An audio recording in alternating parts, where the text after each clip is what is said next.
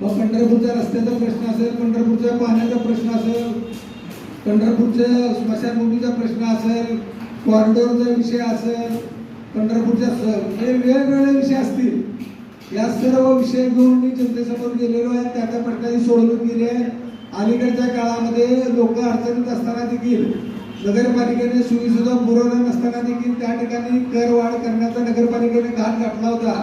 तर संपूर्ण पंढरपूर नगरपालिकेच्या करवाढ रद्द करण्यासाठी मी शासन दरबारी त्या ठिकाणी हेल्पपाटे घालून त्या ठिकाणी प्रयत्न करून माननीय राजसाहेब ठाकरे असतील, आरोग्यमंत्री तानाजीराव सावंत साहेब असतील, यांच्या माध्यमातून देखील ते प्रश्न मी सोडवलेले आहेत. त्याचबरोबर मी या ठिकाणी आता महिला हॉस्पिटलची मंजुरी घेतलेली आहे.